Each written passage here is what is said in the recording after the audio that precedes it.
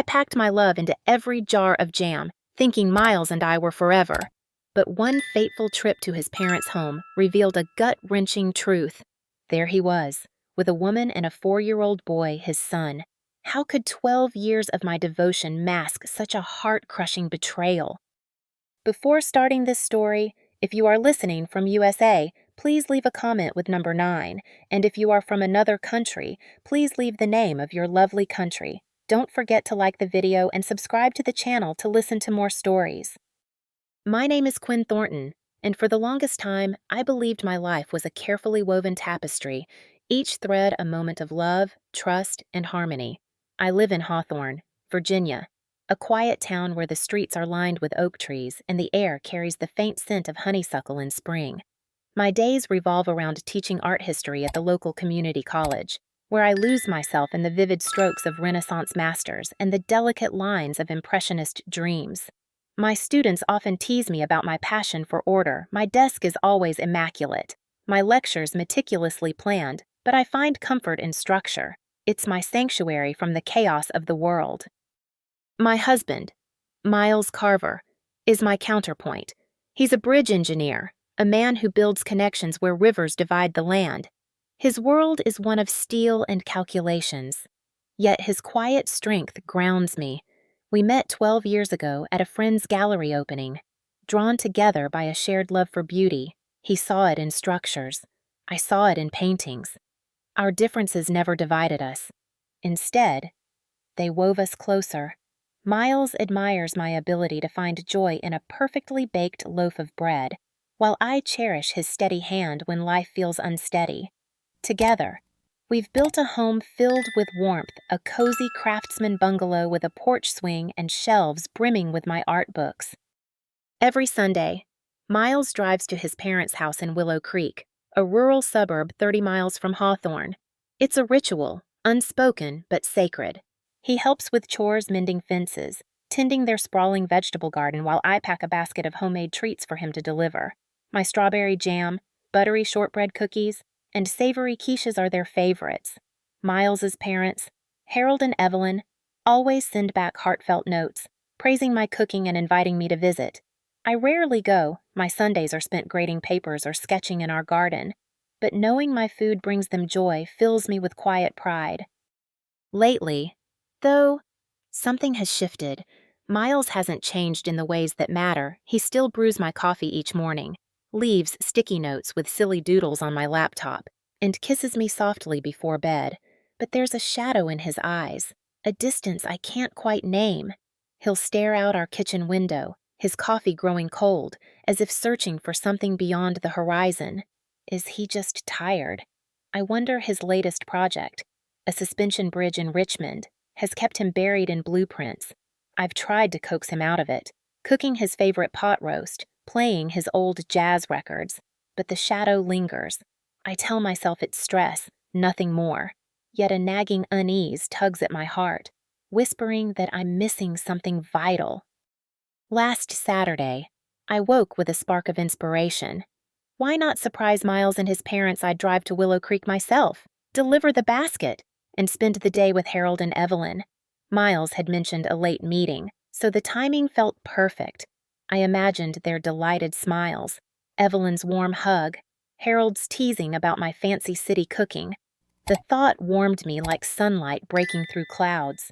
I sprang from bed, humming as I pulled jars of jam and a tin of cookies from the pantry. I packed them carefully, adding a fresh quiche for good measure. My heart felt light, brimming with anticipation. As I slipped into jeans and a sweater, I glanced at our wedding photo on the dresser. Miles's grin, my veil catching the breeze it felt like yesterday. I traced his face with my finger, promising myself I'd talk to him soon, get to the root of his quiet moods. For now, I'd focus on this small act of love, basket in hand. I stepped into the crisp morning air, unaware that my world was about to unravel. The morning sun bathed Hawthorne in a golden glow as I loaded my basket into the trunk of our old sedan. The jars of strawberry jam clinked softly, nestled beside a tin of shortbread cookies and a quiche still warm from the oven. My heart thrummed with excitement, picturing the delighted faces of Miles's parents, Harold and Evelyn. When I arrived unannounced at their home in Willow Creek, I'd never driven there alone, but the thought of surprising them and easing the quiet worry gnawing at me about Miles felt like the perfect antidote to the unease that had crept into our home. I slid behind the wheel, adjusted the rearview mirror, and pulled onto the road, leaving the familiar streets of Hawthorne behind. The drive to Willow Creek, 30 miles away, was a journey through Virginia's gentle countryside. Rolling hills stretched under a sky so blue it seemed painted by an artist's hand. Fields of goldenrod swayed in the breeze, and clusters of maple trees blazed with early autumn fire. I turned on the radio, letting a soft country ballad fill the car, and sang along, my voice light with anticipation. For the first time in weeks, I felt free, unburdened by the shadow in Miles' eyes or the questions I'd been too afraid to ask. I imagined Evelyn's warm hug, Harold's teasing about my city cooking, and a long chat over coffee, their stories of Miles as a boy soothing my restless heart. I saw us laughing, the tension of recent weeks dissolving in their cozy kitchen. As the miles passed, I rehearsed my greeting. Just thought I'd drop by with some treats. I'd smile, casual but proud. I pictured their farmhouse, its wraparound porch adorned with potted mums, the garden bursting with late summer zucchini. The thought of their joy made my chest swell, but beneath it, doubt flickered like a storm cloud on the horizon. Why had Miles been so distant? Was it just work, or was he hiding something? I pushed the thought away, gripping the steering wheel tighter. Today was about love, not suspicion. Yet my fingers tightened, knuckles whitening, as if my body sensed what my heart refused to acknowledge. Willow Creek appeared as the road curved, a scattering of homes tucked among rolling pastures. I followed the familiar route to Harold and Evelyn's house, my pulse quickening with each turn. The farmhouse came into view, its white clapboard glowing in the sunlight, the porch just as I'd imagined. I parked by the picket fence, my hands tingling with excitement. Basket in hand, I stepped out, inhaling the crisp air laced with the scent of freshly cut grass. My steps were light, my smile ready until I reached the gate. Then, my feet froze, my breath caught, and the world tilted beneath me. There, on the porch, stood Miles, not in Richmond, not buried in blueprints, but here, laughing softly with a woman I'd never seen. She was plain but striking, her auburn hair pulled into a loose bun, her smile warm as she gazed at him. A boy of about 4 clung to her, his dark curls bouncing as he giggled. Miles crouched down, his face lit with a tenderness I hadn't seen in years, and ruffled the boy's hair. The child wrapped his arms around Miles' neck, and Miles hugged him back, his laughter rich and unguarded. The woman touched Miles' shoulder, a gesture so intimate it sliced through me like a blade. My chest burned, as if my heart had been ripped out and trampled. The basket slipped, jars clinking loudly. Miles glanced up, but I ducked behind the fence, my heart pounding so fiercely I thought it might burst.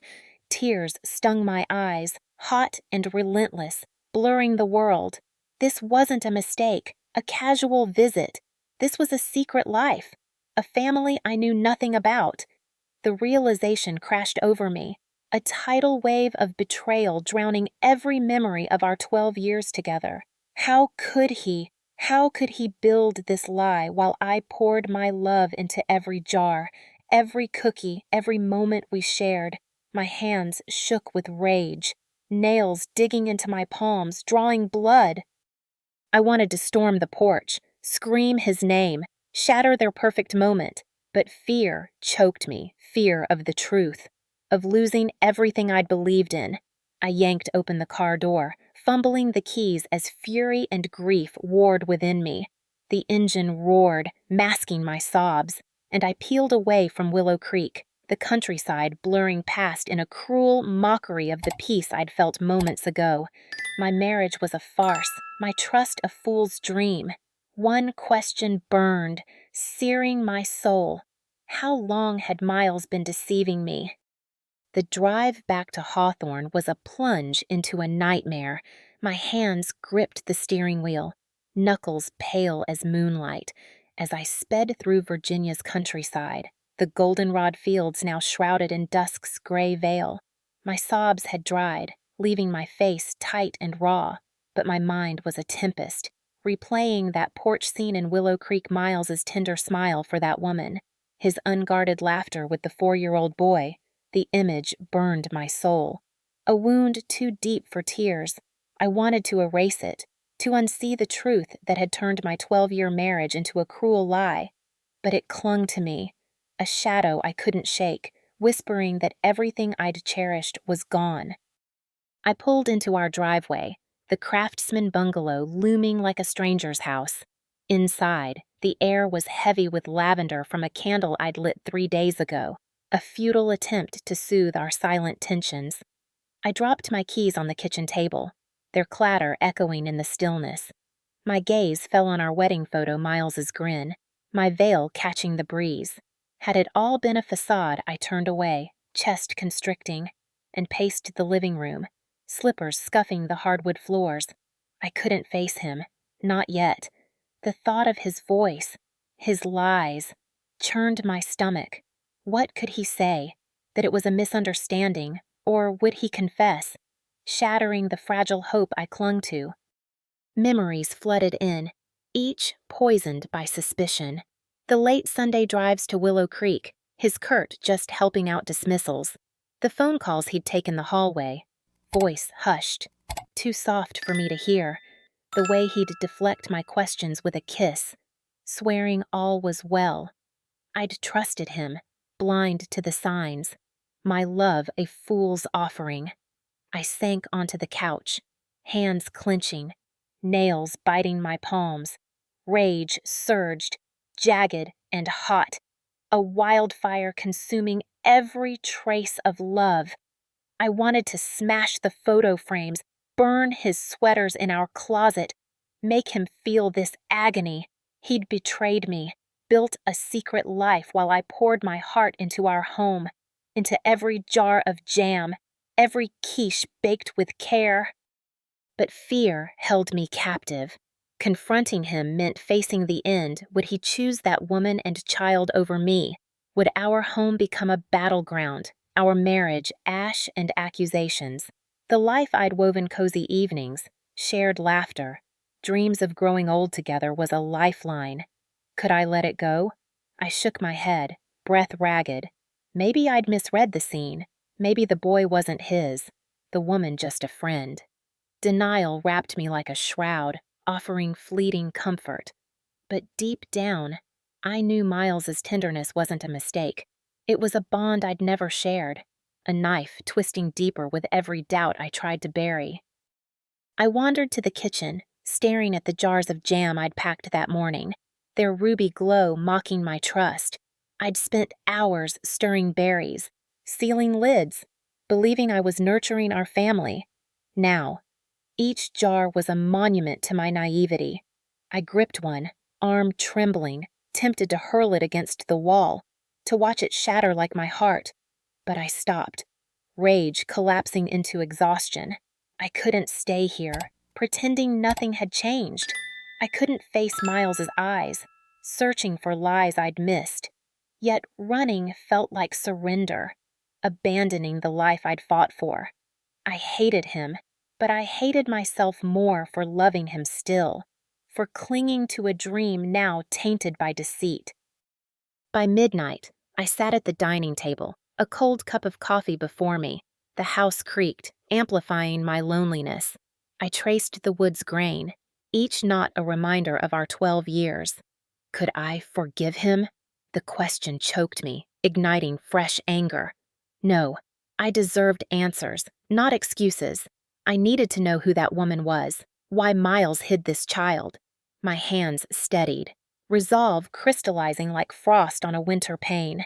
I'd return to Willow Creek not to confront him. Not yet, but to uncover the truth he'd buried. I stood, my decision a fragile armor against the pain, determined to face the storm I'd been too afraid to acknowledge. 2 days after my world shattered, I found myself driving back to Willow Creek, the Virginia countryside a blur of amber and green. My resolve, forged in the sleepless hours since that porch scene, was a fragile shield against the rage and pain churning within me. I couldn't confront Miles yet. His betrayal cut too deep, but I needed answers. Who was that woman? Why had he hidden a child from me? I'd concocted a plan. Flimsy but necessary, I'd pose as a journalist researching Willow Creek's historic homes. It was a lie, but it gave me a way to face her without collapsing under the weight of my broken heart. I gripped the steering wheel, my breath steadying, determined to uncover the truth. The farmhouse appeared as I turned onto a quiet lane, its white clapboard softened by morning light. My pulse raced, but I parked a block away, avoiding the picket fence where I'd stood frozen before. I adjusted my scarf, notepad in hand, and walked to the door, each step heavy with dread. The woman, her name unknown to me, answered my knock, her auburn hair tied loosely, her face weary but kind. "Can I help you?" she asked, her voice gentle, unguarded. I swallowed, my throat tight. "I'm Quinn, a reporter." I lied, my voice steadier than I felt. "I'm writing about historic homes. May I ask you a few questions?" She hesitated, then nodded. "I'm Nora Bennett. Come in." Inside, the house was simple, warm with the scent of fresh bread and faint traces of baby powder. A boy, Finn, the 4-year-old from the porch, played with wooden blocks in the corner, his dark curls catching the light. My chest tightened, but I forced a smile. "This is Finn," Nora said, her eyes softening as she glanced at him. He looked up, curious, then returned to his game. We sat at a worn oak table, a teapot steaming between us. Nora poured chamomile tea, its floral aroma clashing with the storm inside me. I clutched my notepad, pretending to scribble, my anger simmering. How could she sit there, so calm, while my life lay in ruins? I asked about the house's history, my questions mechanical, buying time. Nora answered patiently, unaware of my deception. "Finally, I couldn't hold back. I saw you with Miles Carver last week," I said, my voice low, trembling with suppressed fury. "I'm his wife." Nora's cup paused mid-air, her eyes widening, then softening with a sorrow that disarmed me. "I thought you might be," she whispered, setting the cup down. "Miles never told me you knew." The admission hit like a slap, fueling my rage. "How could you?" I hissed, leaning forward. "How could you destroy my marriage?" Nora's gaze held mine, steady but pained. "I didn't mean to hurt you. Quinn, it was never about that." She spoke slowly, each word deliberate. "Miles and I were together briefly, 5 years ago, before he met you. It was a mistake, a fleeting moment. Finn was born, and Miles couldn't walk away from his son. He's a father, not a lover to me now. We share responsibility. Nothing more." Her voice cracked, revealing a weariness I hadn't expected. I wanted to scream, to call her a liar, but her sincerity gnawed at my anger, leaving me raw and uncertain. "Why didn't he tell me?" I demanded, my voice breaking. 12 years, and he hid this from me. Nora sighed, glancing at Finn, who hummed softly, oblivious. "He was afraid of losing you," she said. "He loves you, Quinn. He's torn between 2 worlds, trying to protect you both. It's not right, but it's not malice." Her words stung, a bitter truth I couldn't fully reject. I hated Miles for his cowardice. Yet a flicker of understanding stirred his tenderness for Finn wasn't a betrayal of love, but of duty. Still, the pain of his secrecy burned, a wound no explanation could heal. "You should talk to him," Nora urged, her eyes earnest. "He owes you the truth, not me." I nodded, my anger ebbing into exhaustion. Finn toddled over, offering me a block. his smile shy. I took it, my heart aching. He was innocent, a child caught in this mess. I stood, thanking Nora for the tea, my voice hollow. As I left, her words echoed. Miles loved me, but his silence had broken us. I drove back to Hawthorne, the truth a heavy weight, knowing I had to face him soon. The weight of Nora's words clung to me like damp fog as I drove back to Hawthorne, the Virginia dusk painting the sky in bruise-like hues. 3 days had passed since my encounter in Willow Creek, and the truth about Miles' secret life, his son, Finn, and his past with Nora burned like a coal in my chest. I'd avoided him, sleeping in the guest room, my silence a fortress between us. But tonight, I couldn't hide anymore. I needed to face him, to hear his voice confess the 12-year lie that had shattered our marriage. My hands trembled as I parked in our driveway, the Craftsman bungalow's warm glow mocking the cold dread pooling inside me. I steeled myself, knowing this confrontation would define our future or end it forever. Miles was in the kitchen, chopping onions for dinner, the rhythmic thud of the knife a cruel echo of normalcy. He looked up, his smile faltering as he saw my face.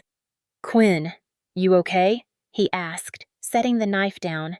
The concern in his voice ignited my fury, a spark catching dry tinder. "Don't!" I snapped, my voice sharp enough to cut glass. "Don't act like everything's fine." He froze, his eyes searching mine, and I saw it the flicker of guilt I'd missed for years. "I know about Willow Creek," I said, my words trembling with rage. "I know about Nora, about Finn, your son." The word tasted like ash, bitter and choking, a blade slicing through my heart's fragile remains. Miles's face crumpled, his shoulders sagging as if I'd struck him. "Quinn, he began, but I cut him off. "How dare you!" I shouted, stepping closer, my fists clenched. 12 years. "Miles, I gave you everything, my love, my trust, our home, and you built a secret family behind my back.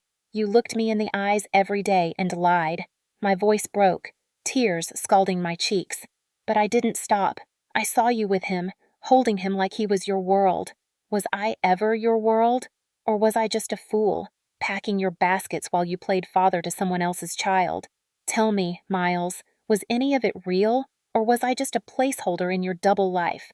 My chest heaved, each word a wound laid bare, my heart screaming for justice. He sank into a chair, head in his hands, his silence infuriating me further. "Say something," I demanded, slamming my palm on the table. The salt shaker toppled, grains scattering like my broken dreams. Miles looked up, his eyes red, voice hoarse. "I'm sorry, Quinn, I never meant to hurt you. Nora and it was before we met. A mistake 5 years ago. When Finn was born, I couldn't abandon him. He's my son. I thought I could protect you by keeping it secret." His words were a plea, but they deepened my wound. "Protect me." I laughed, a harsh, hollow sound. "You destroyed me. You chose to lie every day for 12 years. That's not protection, it's betrayal. You're a coward, Miles, and I hate you for it." My voice shook, the weight of my anger crushing me. I paced the kitchen, my fury a living thing, clawing at my heart. I wanted to hate him, to walk away and let him drown in his guilt.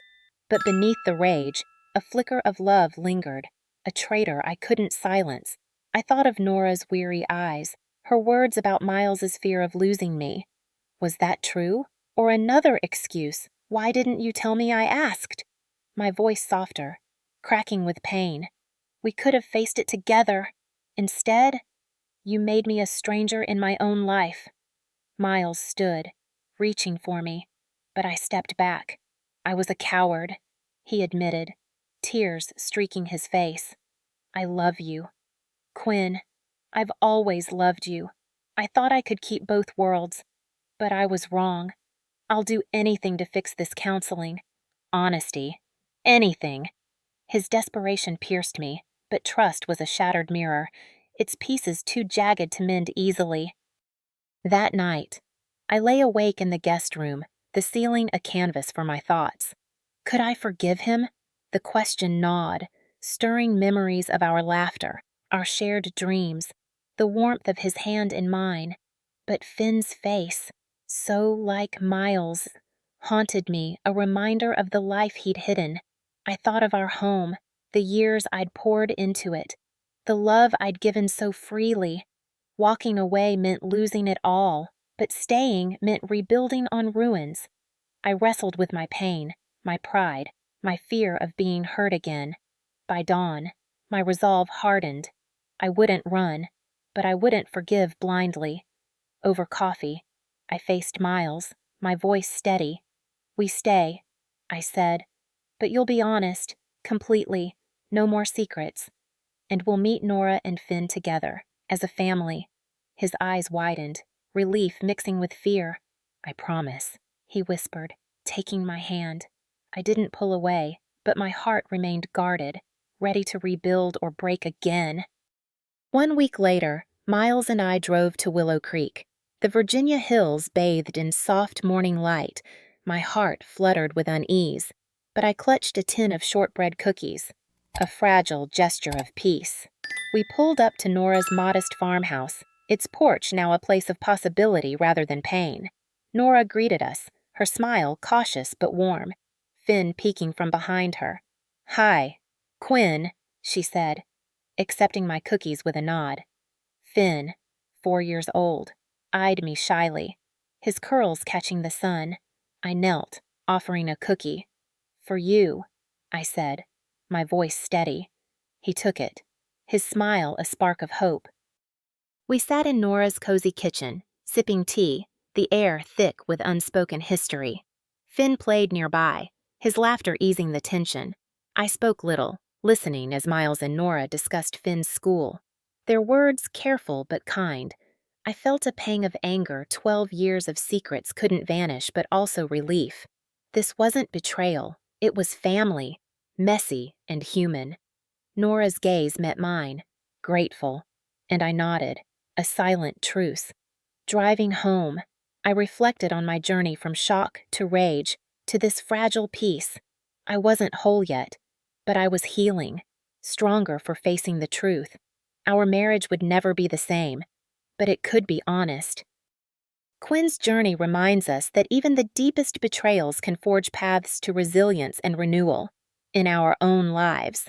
Whether facing deception in marriage or fractures in family, confronting painful truths demands courage but can yield stronger, more honest bonds.